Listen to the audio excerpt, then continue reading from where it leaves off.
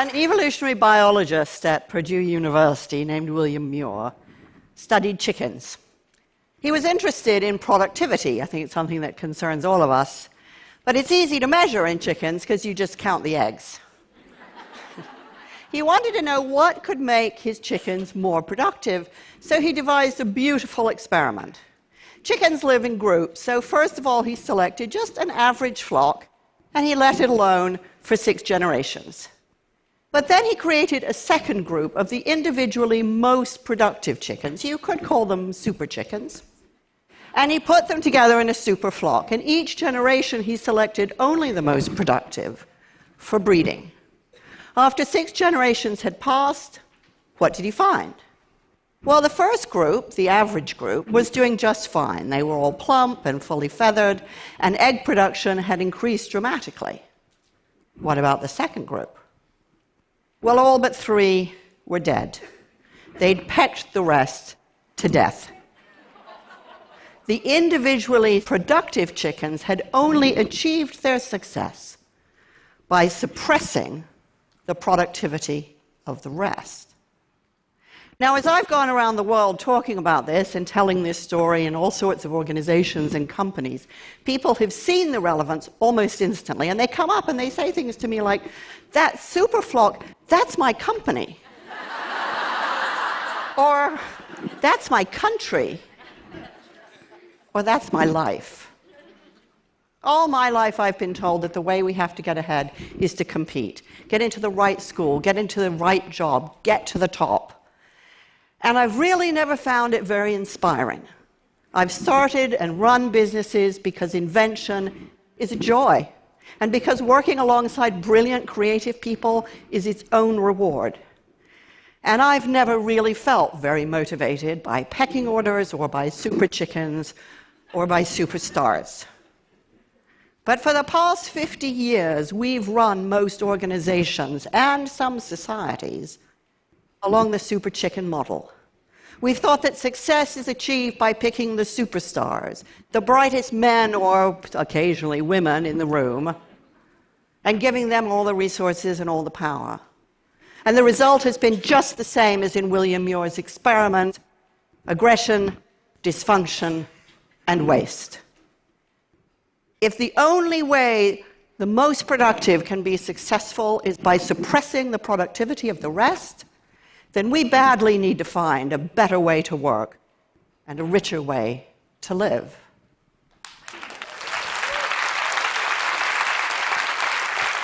So what is it that makes some groups obviously more successful and more productive than others?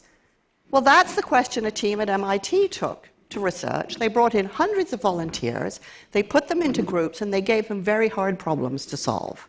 And what happened was exactly what you'd expect, that some groups were very much more successful than others. But what was really interesting was that the high-achieving groups were not those where they had 1 or 2 people with spectacularly high IQ, nor were the most successful groups the ones that had the highest aggregate IQ. Instead, they had 3 characteristics, the really successful teams. First of all, they showed high degrees of social sensitivity to each other. This is measured by something called the reading the mind in the eye test. It's broadly considered a test for empathy, and the groups that scored highly on this did better.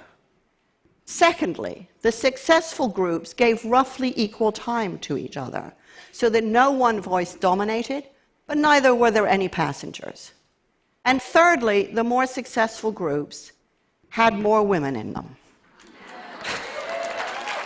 Now, was this because women typically score more highly on the reading the mind in the eye test, so you're getting a doubling down on the empathy quotient? Or was it because they brought a more diverse perspective? We don't really know. But the striking thing about this experiment is that it showed what we know, which is some groups do better than others. But what's key to that is their social connectedness to each other. So how does this play out in the real world? Well, it means that what happens between people really counts. Because in groups that are highly attuned and sensitive to each other, ideas can flow and grow, people don't get stuck, They don't waste energy down dead ends. An example. Arup is one of the world's most successful engineering firms, and it was commissioned to build the equestrian center for the Beijing Olympics. Now, this building had to receive 2,500 really highly strung thoroughbred horses that were coming off long-haul flights, highly jet-lagged, not feeling their finest. And the problem the engineer confronted was, what quantity of waste to cater for? Now, you don't get taught this in engineering school, and it's not really the kind of thing you want to get wrong. So he could have spent months talking to vets, doing the research, tweaking the spreadsheet. Instead, he asked for help, and he found someone who had designed the Jockey Club in New York. The problem was solved in less than a day. Arup believes that the culture of helpfulness is central to their success. Now, helpfulness sounds really anemic, but it's absolutely core to successful teams, and it routinely outperforms individual intelligence. Helpfulness means I don't have to know everything. I just have to work among people who are good at getting and giving help. At SAP, they reckon that you can answer any question in 17 minutes. But there isn't a single high-tech company I've worked with that imagines for a moment that this is a technology issue. Because what drives helpfulness is people getting to know each other. Now that sounds so obvious, and we think it'll just happen normally, but it doesn't. When I was running my first software company, I realized that we were getting stuck. There was a lot of friction, but not much else. And I gradually realized that the brilliant creative people that I'd hired didn't know each other. They were so focused on their own individual work, they didn't even know who they were sitting next to. And it was only when I insisted that we stop working and invest time in getting to know each other that we achieved real momentum. Now, that was 20 years ago, and now I visit companies that have banned coffee cups at desks because they want people to hang out around the coffee machines and talk to each other. The Swedes even have a special term for this. They call it fika, which means more than a coffee break, it means collective restoration. At IDEX, a company up in Maine, they've created vegetable gardens on campus so that people from different parts of the business can work together and get to know the whole business that way. Have they all gone mad? Quite the opposite. They figured out that when the going gets tough, and it always will get tough if you're doing breakthrough work that really matters, what people need is social support, and they need to know who to ask for help. Companies don't have ideas. Only people do. And what motivates people are the bonds and loyalty and trust they develop between each other. What matters is the mortar, not just the bricks. Now, when you put all of this together, what you get is something called social capital. Social capital is the reliance and interdependency that builds trust. The term comes from sociologists who were studying communities that prove particularly resilient in times of stress. Social capital is what gives companies momentum, and social capital is what makes companies robust. What does this mean in practical terms?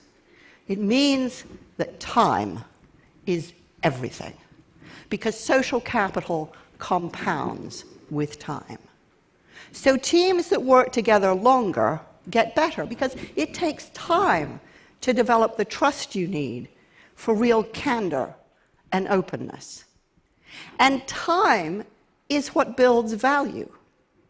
When Alex Pentland suggested to one company that they synchronize coffee breaks so that people would have time to talk to each other, profits went up $15 million and employee satisfaction went up 10%. Not a bad return on social capital, which compounds even as you spend it. Now, this isn't about chumminess, and it's no charter for slackers, because people who work this way tend to be kind of scratchy, impatient, absolutely determined to think for themselves, because that's what their contribution is. Conflict is frequent because candor is safe.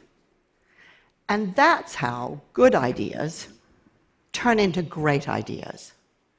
Because no idea is born fully formed. It emerges a little bit as a child is born, kind of messy and confused, but full of possibilities. And it's only through the generous contribution, faith, and challenge that they achieve their potential. And that's what social capital supports. Now, we aren't really used to talking about this, about talent, about creativity in this way. We're used to talking about stars. So I started to wonder, well, if we start working this way, does that mean no more stars? So I went and I sat in on the auditions at the Royal Academy of Dramatic Art in London, and what I saw there really surprised me, because the teachers weren't looking for individual pyrotechnics. They were looking for what happened between the students, because that's where the drama is. And when I talked to producers of hit albums, they said, oh, sure, we have lots of superstars in music. It's just they don't last very long. It's the outstanding collaborators who enjoy the long careers, because bringing out the best in others is how they found the best in themselves. And when I went to visit companies that are renowned for their ingenuity and creativity, I couldn't even see any superstars, because everybody there really mattered. And when I reflected on my own career and the extraordinary people I've had the privilege to work with, I realized how much more we could give each other if we just stopped trying to be super chickens.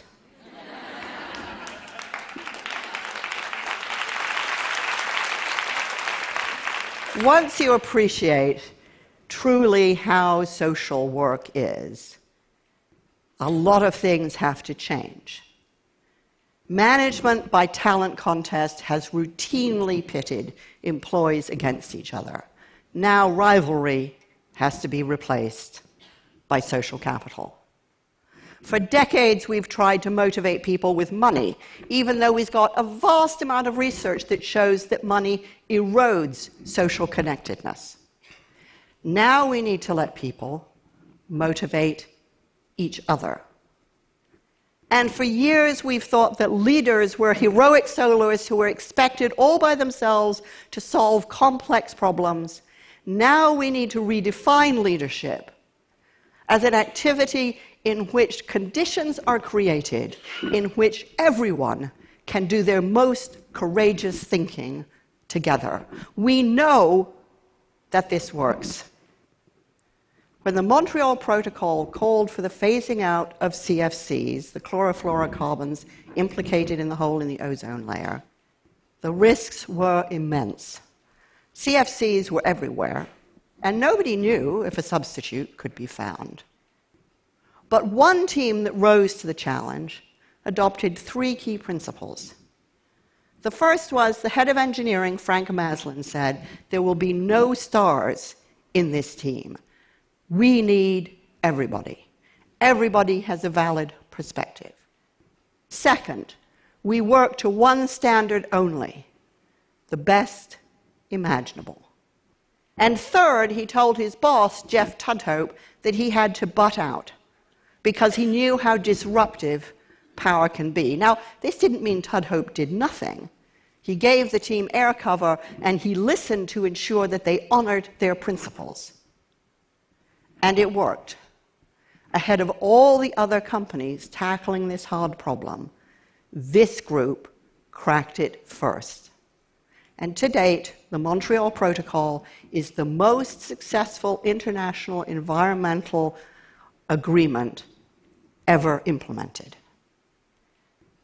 There was a lot at stake then, and there's a lot at stake now And we won't solve our problems if we expect it to be solved by a few supermen or superwomen. Now we need everybody.